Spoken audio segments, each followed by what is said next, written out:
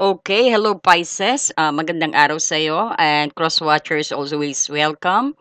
And welcome po sa Happy Angel Reading. So today reading is para sa iyo Pisces sa September 15 to 21 no? At sana napanood mo na ang September first week and second week po, no? Para matrack niyo po ang inyong journey.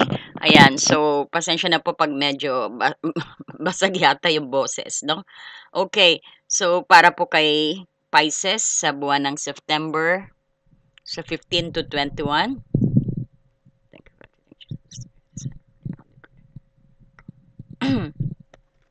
Para po kay Pisces.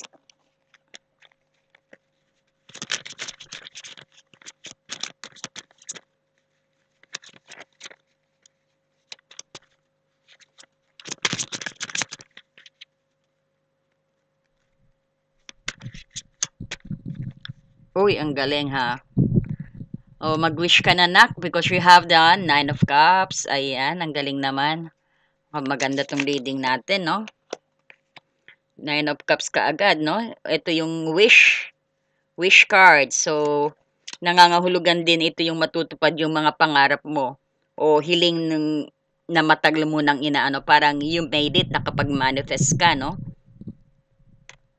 At nakikita ko rin sa mga widow, no? Merong umaaligid-aligid sa'yo na nagpaplano ata na siguro magtapat sa'yo.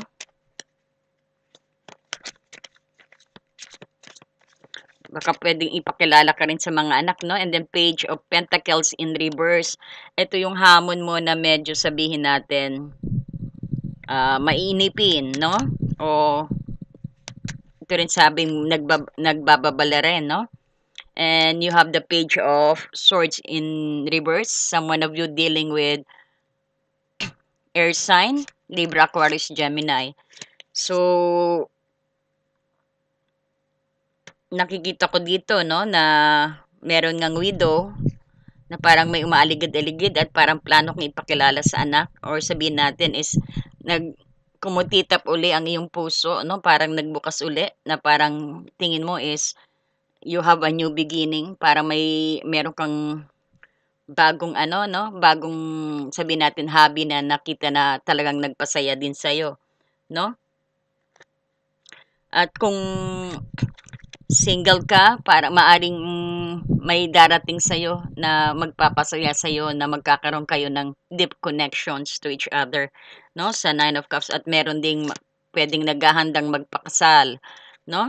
At sa mga relasyon naman, posibleng itong week na to, magiging masaya ka at very contented ka sa estado ng inyong relationship, no? Napipick up ko rin na merong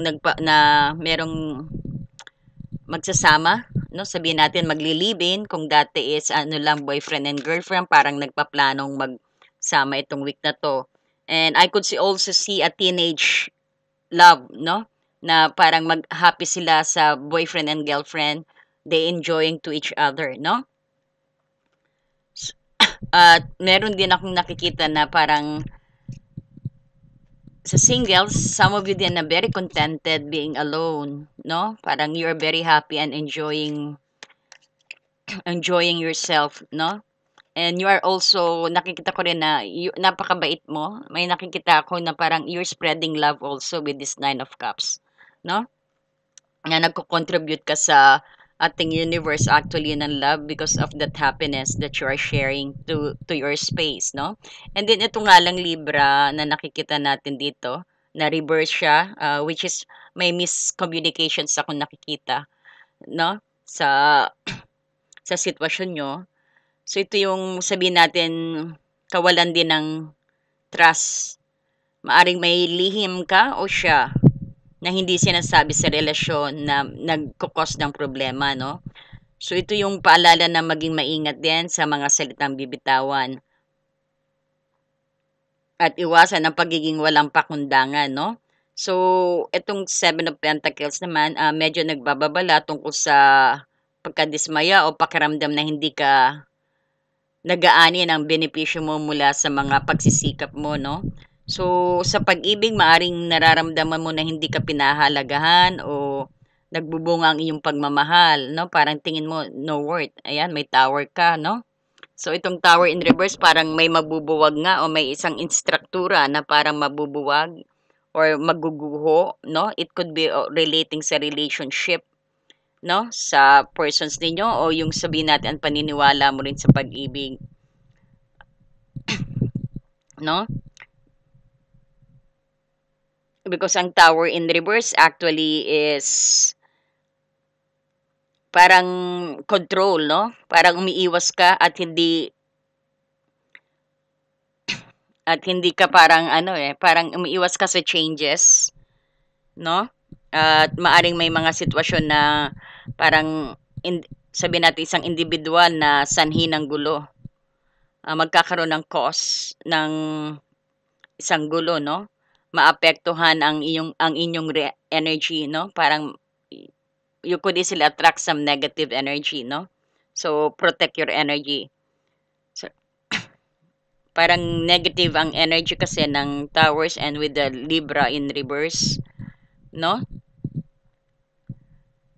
Parang nakikita natin ang Nine of Cups is sabihin natin na it could be also your ex na bumabalik sa'yo na or sabihin natin merong nagpro-propose din na parang tinanggihan. Sabihin natin na tinanggihan mo rin itong air sign, no? So parang gumuho ang mundo niya nang nawala ka. Meron ding sabihin natin na hindi tinanggap ang kasal, no? And then we also have the five of Six of Pentacles in reverse. May 6 ka, may 7, impatiently. And 6 is parang sabihin natin na konting mag-ingat sa ano, no? Mag-ingat sa mga mag-aalok sa'yo ng investment. Make sure be wise, no? At huwag kang basta-basta tatanggap ng mga kung ano-anong investment na ino-offer sa'yo for the meantime, no? Kasi medyo hindi hindi magandang time. Para may darating talagang tao na ano, no? Na mariring tumutok ito sa isang nangangailangan ng tulong na hindi mo kayang tulungan. O isang taong humihingi ng tulong na may masamang intention din. Or sabihin natin na medyo hindi magandang energy. At this is also yung para kawalan ng balanse at pagiging unfair na, no? So mag-iingat din sa financial, no? Kasi medyo baka gipitin ka. Because you also have this tower, parang nakikita ko na ang sanhi ng breakup or ng pagguho is sabihin natin money involved or sabihin natin this person's also the other person's is also na parang ang reasons bakit this tower is in reverse because nga maaring sabihin natin na napapansin mo na may nililihim siya, no? Na gusto mong sa kanya manggaling. Parang may tinatago siyang lihim na mukhang na mabubuking mo na pero nagde-deny pa rin siya, no? And itong card of balance na kailangan na parang talagang involve ang finances ninyo sa inyong relationship, no? Especially, andyan ang Nine of Cups, nasimulan nyo ng magandang relasyon actually, no? Or pwede rin itong sabihin natin na, ayun, ito dahilan yata, itong Queen of Pentacles, isang matanda sa inyo, no? Or sabihin natin, medyo may pagka-materialistic na tao, hindi kaya inuubos ang pera mo nito. Kinasal kayo, baka pinakasalan lang yung pera mo. Or sabihin natin baka ginagamit ang pera mo, no? Baka yan yung talagang nagdudulot din ng gulo. Hindi ko masasabing third party ito. It's either na ang nangangailangan ng pera sa'yo is ang anak ba or ang itong asawa mo. Kasi ang energy ng Queen of Pentacles in reverse parang not sure na parang pagiging irresponsible at materialismo rin, no? Kapag ito'y isang tao, ito yung maaring tumukoy sa isang babae na kahit sino mang individual na may Queen of Pentacles na energy na masyadong nakatuon siya sa pera at material. And one of the reason din also yung characteristic ng babae kung bakit nagkaroon kayo ng tower in reverse. No? Parang sabihin natin na naubos ang pera mo at the moment kasi siguro some of you kagagaling lang sa separation, because of this Queen of Pentacles, maybe materialistic, naubos ang pera mo, no? At nakikita natin is ang taong ito walang pakialam na sa emotion mo, no? Kaya nararamdaman mo ang Seven of Pentacles, no? Na parang tingin mo hindi ka na-appreciate, parang pera lang ang gusto sa'yo. At nakikita ko rin, ayun, ito rin, ang Page of Cups din. Aba, tatlong tao ang gumugulo sa'yo, naka.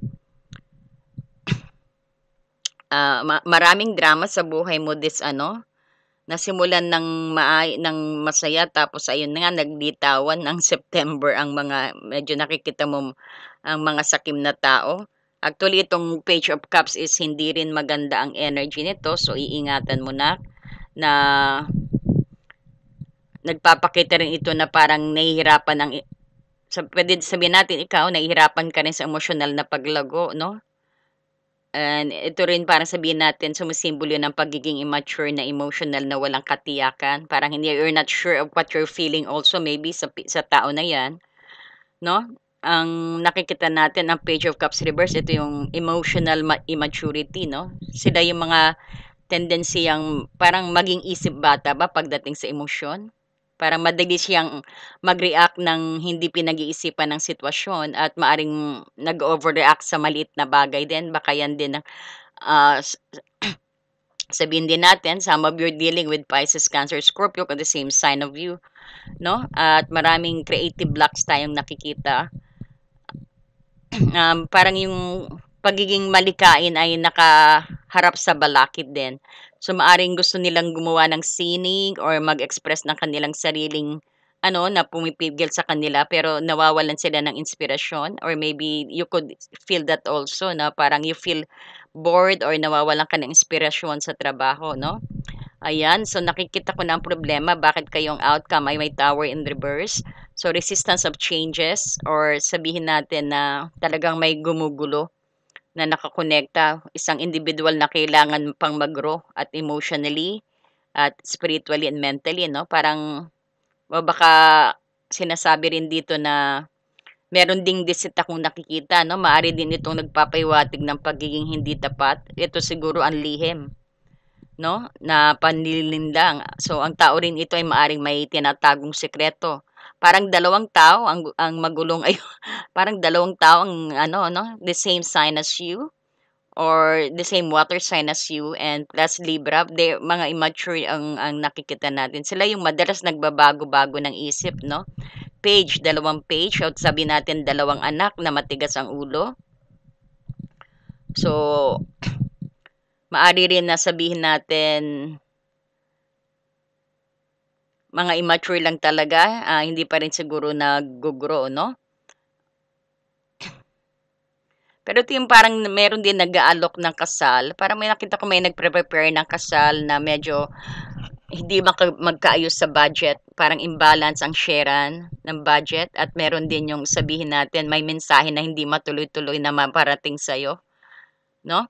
And I could also see here ang page of cups dito is isang malaking play sa September 15 mo 21 na magiging problema mo talaga. Then ang pagiging malituhin, no? Kasi nga parang you are bothered because maybe siguro kakahiwalay mo rin, no?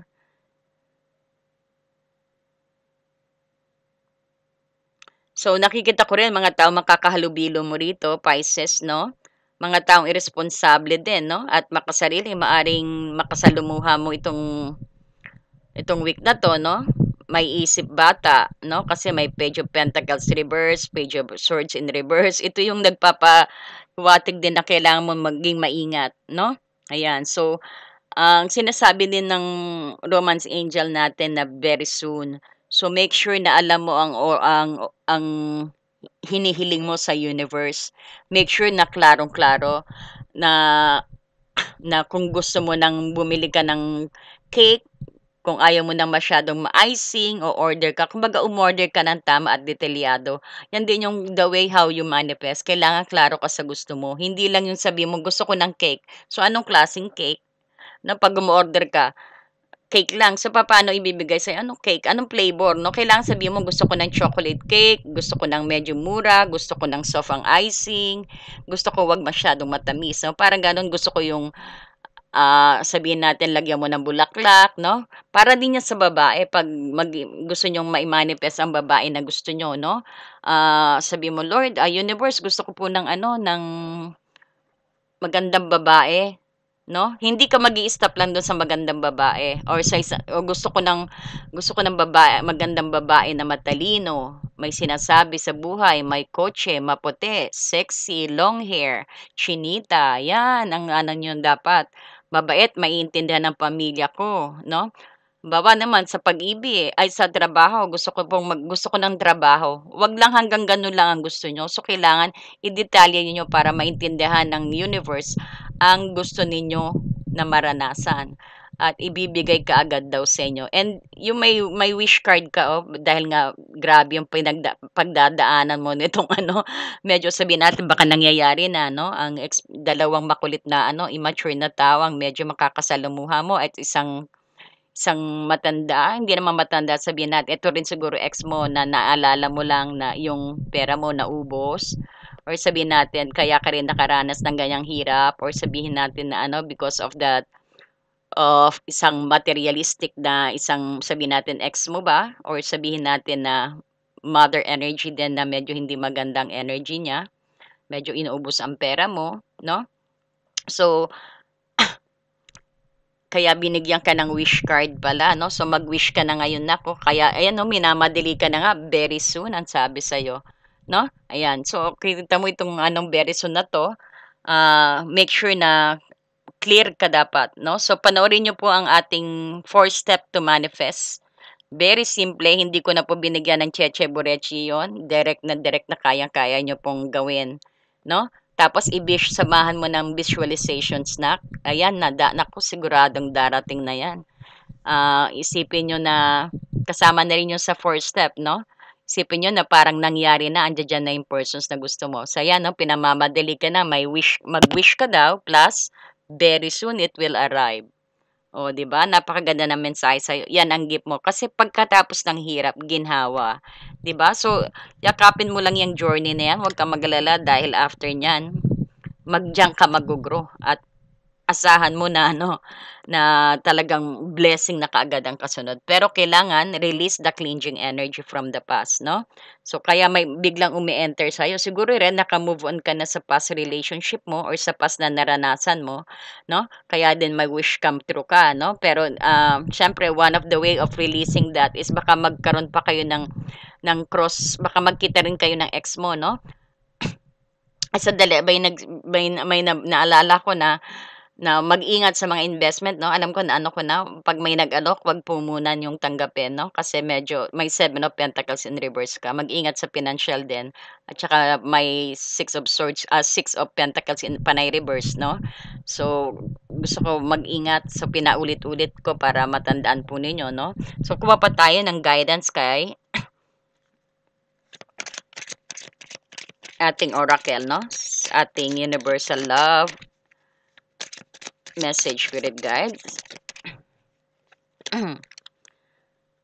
Ayan, ayan tignan mo nag-iisa siya, malungkot. Ayan, so nakikita natin ang message dito, don't make decisions based on guilt or what you think you should do. For it's only in being true to yourself that you can be true to others. So wag daw kayong gagawa ng desisyon based dahil nagigilty ka lang or dahil sa yan ang tingin mong tamang gawin, no? Hindi daw po gano'n. Dahil hindi hindi yan ang pagiging totoo mo, hindi ka nagpapakatotoo ang sabi 'no. Ah, dahil 'pag ginawa mo yan, saka ka lang magiging totoo saka lang din magiging totoo ka sa others, sa ibang tao. Kumbaga unahin mo, respect yourself first before others, parang gano'n. Make one of your responsibility na uunahin mo is dapat ang sarili mo 'no. Self-love muna before others because how can they love you if you don't love yourself, 'no? And you need to convince yourself na talagang inaalagaan mo sarili mo, 'no? Siyempre 'pag inaalagaan mo sarili mo, parang pinapakita mo sa universe na you love yourself, no? Ayan ang blessing sa'yo darating. No? Dahil unahin mo sarili mo, dahil dapat para sa'yo mo ang gawin mo, no? Sa mga nag-aantay pa lang dyan, we cannot control everything. So, habang hanggang wala pa yung persons na minamanifest ninyo, magtuon po kayo sa sarili nyo muna. Especially ang mga widow, no? Magkuha po kayo ng hobby, ayan gawin niyo pong libangan ng mga apo ninyo, ang anak ninyo, at syempre buksan mo rin ang pag-ibig mo, no? Pero nakikita ko wag ka munang tumanggap ng manliligaw din sa mga single ha, kasi medyo may nakikita tayong medyo hindi magandang energy ang makakasalumuha mo ng third week to ano, ang ng third week. This is just temporary and you know, it will change naman kapag kasi you have your own choices. And then nakakuha tayo ng devil sa iyong karera. Ayan, talagang oo, medyo may mga toxic na ano, no? Sabihin natin may toxic nga na parang nakapaligid sa'yo sa trabaho, 'no? Medyo ito rin sinasabi na negatibong gawa, hindi kaya din nag-adik-atik, may mga, sabihin natin medyo ang group mo hindi magandang impluwensiya sa'yo o ito rin yung pagkakatali mo sa isang sitwasyon. Pero maganda meron kang ano, merong nakatingin sa'yo ha, it could be your boss, King of Wands, 'no? Any fire sign? Nakita ko is nakatingin sa ano, sa mga inoobserbahan ka rin sa ano sa'yo 'no, sa ginagawa mo. Nakikita na may potential ka kaya lang mukhang, medyo meron kang hindi magandang gawi na sabihin natin na hindi ka na hindi nakakatulong sa pag-unlad mo. So ito maaring tumulong sa'yo, meron kang gawin kang parang i-mentor ka nito 'no, if you will allow these persons. Isang parang leader, matipuno 'no, ito yung taong very determined 'no. Parang tingin mo lang masungit ang dating pero napakabait at matalino 'no. At sabihin natin very charismatic at visionary ang taong 'to. Parang makakasalumuha mo rin siya o baka maging teacher mo o maging bago mong boss. So, maaari rin siya yung isang sabihin natin kasosyo sa negosyo. 'No? So 'pag ganitong tao na mami-meet ninyo, sa investment i-grab ninyo, pero dapat sa loob ng company niyo pag-usapan, 'wag sa labas or sa restaurant. Kasi once or online, 'wag ka munang mag-business na sinasabi ko. So pay attentions, 'no? So trust your instinct 'pag ganyan. Ah, Maaari din, sabihin natin na ang persons na 'yan ma-motivate ka, magbigay ng inspirasyon at gabay din para maabot mo yung mga pangarap mo sa karera, 'no? And tignan natin na parang tingin ko is babawalan ka nito, medyo papalayuin ka siguro sa mga toxic kasi siya yung nagpipigil sa kaunlaran mo nak, eh. Kaya nakikita natin na itong pero nakamata siya sa'yo or sabihin natin na tinitignan ka niya na 'no, dahil nabibilib siya actually sa potential mo dati, sa ano mo dati 'no, pero ngayon parang nagbabago ka or medyo sabihin din natin yung mga substance din 'no. Pero ang nakikita ko kasi sa work mo kang sa napapaligiran ka ng mga toxic people sa trabaho, 'no? So, you better take care of that. At 'wag ka masyadong magdididikit, 'no? Kasi nahahawa ang energy mo. So, dapat protect your energy, 'no? Kasi naapektuhan talaga, 'no? 'Pag sa pag-ibig din, masisira rin ang work, 'no? Sa finances. Pero ang good thing may guardian angel ka, 'no? Na isang magse-save sa'yo. Padala yan ni Lord, 'no?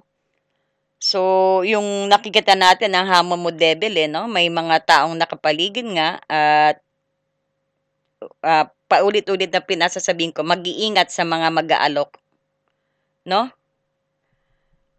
Minumungkahi din na iwasan mga taong ito at huwag magpadala sa sitwasyon na magdudulot ng problema. Ayan na, Ace of Pentacles. Talagang may delay na proyekto. Sabihin natin, medyo mag-ingat nga sa pinansyal, Ayan, mukhang may loss of financial ka, no? So, napanood mo na 'to, make sure na be wise, ha? Itong third week na. Kasi ito yung Ace of Pentacles in reverse, eh, ito yung card na nagpapahiwatig na hindi rin napakinabangan yung oportunidad, ayan yung pagkawala ng pera at pagkantala sa isang proyekto. So, i-comment niyo po 'no, 'pag naranasan niyo 'yan, balik kayo, 'no? Sana maalala niyo 'yan. At maari ring may darating na oportunidad sa tingin mo na maganda, hindi naman pala. Ayan yung mga investment scam, no? Wag ka kagad maakit-akit, no? Wag ka kagad mananawala. So, hindi sabihin natin merong isang business na hindi magtatagumpay o magdadala ng problema sa iyo, no? Ito yung paalala at mag-ingat sa mga bagong offer, investment o deal, no? Maaring ang tao ding yan ay ang kasama o sitwasyon mo rin sa isang baka nga kaibigan mo pa 'to nak, eh, hindi kaya ito yung nakita kong baka ito yung dalawang ano rin 'no? Ito yung mga sasamahan mo nagmamagaling pero hindi talaga marunong magplano 'no, so mag-ingat. Baka magkaresulta rin ng pagkabigo mo 'no? So mag-isip ng maaga at may plano ka dapat plan A or plan B, ayan. So dikit ka dito sa King of Wands because, alam mo parang ang pera na yata yan ng potential mo, eh, para sa future mo 'no? Actually para you feel you have everything kaya lang baka mawala 'no, baka mawala lahat. So kung i-apply mo lang yan at pag-iingat ka, andiya-diyan pa rin naka-restore ang pera mo 'no? Because you got the world 'no, kumbaga meron kang ma-accomplish sana. Siguro, reasons din 'to na para nakita mo 'to para mapag-ingatan mo yung mga asset mo rin 'no? Maganda sana ang outcome mo kung hindi ka papano. So try to be vigilant ka sa mga alok, no? Pero may nakikita tayong accomplishment din dito, fulfillment and you feel wholeness, no? Kaya lang sinasabi rin dito na dapat ito yung maging energy mo, no? Kung marami kang kung hindi mo na-miss ang opportunity na dumating sa iyo. Marami ka palang na-miss na opportunity rito na, no? Marami ka palang pera talaga. Hindi kaya naubos lang nung asawa mo dati, oh. Kumbaga siguro siguro business mo rin ito 'no, na nakikita natin na naloko ka. Dati magaling ka, eh, parang nawalan ka ng self-confidence 'no, because sa ginawa siguro ng asawa mo. Sinalat ka siguro nito nak 'no? 'Di bale nakita mo naman 'no, pinagwi-wish ka na o ibabalik na 'yan na wala sa'yo ng trifold 'no? So, hindi ko sinasabi na blessing ka agad 'yan kasi ano, hindi naman po totoo yung talagang blessing ka agad, hindi. You need to make some actions also, 'no? Kailangan ng konting gawa, 'no? Yan nakalagay naman po 'yan sa Bible, 'no? Hindi yung paparating ka agad na blessing, 'no? So, may ano 'yan, siyempre kailangan mo pa rin umaksyon. That is the real one, 'no? Talagang normal 'yon. Hindi po kaagad babagsak din ang blessing pag tingin na hindi it's not yet time sa'yo, 'no? Ah, Ngayon magpe-pendulum tayo. Maganda na po kayo ng inyong questions, no? Ayan. At marami pong salamat sa mga nag-subscribe at sa mga hindi pa po, ayan, mag-subscribe na po kayo. Support po kay Happy Angel Reading. So, ihanda nyo na po ang inyong mga questions. No? So, gagamit po tayo ng white crystal o sabihin nyo puti na lang po at green, no? Alam nyo, ayoko ng komplikado eh. Ayan, white crystal and emerald. Parehas po silang crystal healing stone, no? So, ayan, pwede kayong gumawa kayo ng ano, dalawa o isang questions, no? Tatandaan nyo lang po ang kulay sa questions ninyo, no? So, ang pendulum po na maaring magbago ang ano kasi po sometimes yung sa everyday po na free will natin at mga nakakasama natin tao at no, kumbaga nagbabago po ang ano no, ang result. Pero ito po, at least gawin niyo pong gabay no. At least hindi na kayo masya-shock, hindi na kayo hindi kayo parang naliligaw na at least alam mo na kung ilang porsyento 'yan no. So ayan, so unahin po natin ang white crystal stone. Ayan. Okay, so naka-ready ka na sa ano mo no, sa questions mo.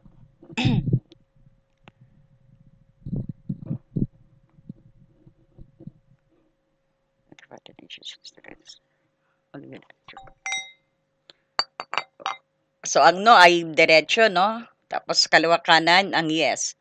Okay. Wait na po. Patayin ko electric pan. Okay, spirit guide. Show me no, spirit guide. Show me no. Asan po ang no?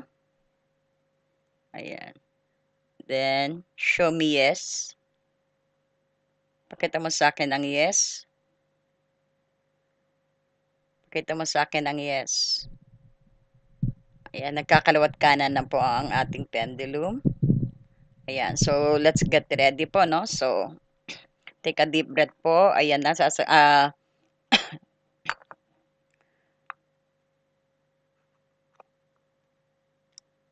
okay. Uy, nagnono siya. O, na.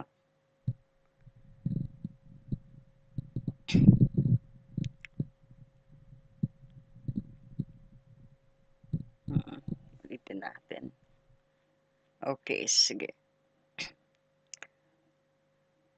Okay, spirit guide. Questions po? Ano pong answer sa white crystal? Ano pong answer sa white crystal? Papagod din kasi ginamit ko ng ilang araw. Okay, nako, nagnono na po, no? No, ayan. Talagang no rin. Kanina rin no, no? So, no po ang white crystal. Ayan. Magbabago pa ba? No na rin. No? Diretso na siya, no? Malakas. So, hindi. Sabihin natin, 60% siya. No? Ay, nako, 70% to. No po, no? Ayan. So, i-ready rin po ang, ano, ang emerald natin, no? Yan, green emerald. Okay, spirit guide, show me yes.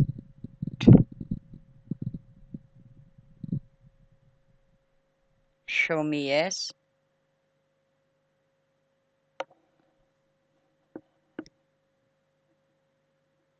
Show me yes, spirit guide.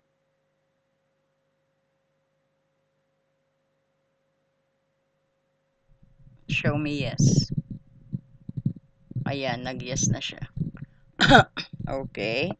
So, answer. Diretso na po natin, no? Okay. So, ang answer po, okay, spirit guide, what's the answers? Emerald. Ito na po ang inyong answer, no? Okay, thank you for the answer. Ito, yes. Ayan, yes na. Totoong yes na ba?